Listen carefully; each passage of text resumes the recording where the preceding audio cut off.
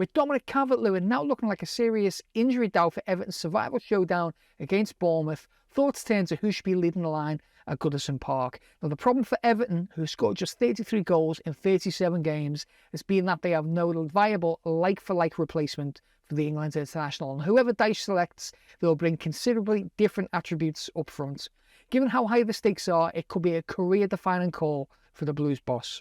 The man Everton brought in for £15 million earlier this season as Calvert-Lewis's supposed main alternative was Neal Maupay. However, the Frenchman has struck just once in 27 matches for the Blues this term. An examination of his offensive parameters shows that he actually gets slightly more shots in than Calvert-Lewin per 90 minutes and more on target, but Maupay has fewer attacking actions, with 1.54 successful attacking actions to Calvert-Lewin's 1.96. Despite this, his expected goals figure is the same as Calvert-Lewin's at 0.39.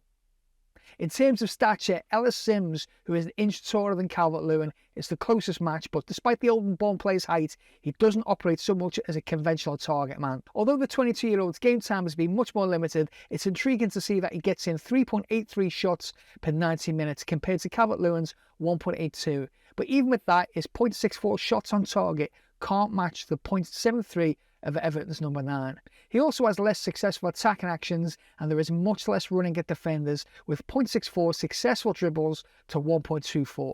Despite all of this, his expected goals is 0.45 to edge out his senior teammates' 0.39. Then, of course, there's Dyche's wild card, but perhaps the choice he might ultimately be expected to make, Demarai Gray.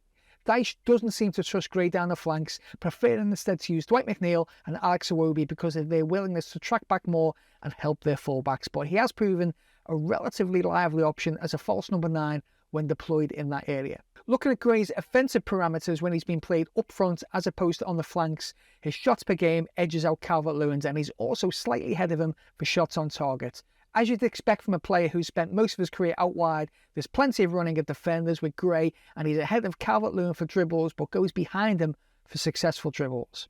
Gray's attacking actions are better though, with 2.15 successful attacking actions to 1.96, although his expected goals figure is smaller. Food for thought certainly, but what might be telling is that on both of the previous occasions that Everton needed a result to stay up on the final day of the Premier League season, they survived without a single goal from any of their designated strikers on the day. Let's see what happens on Sunday.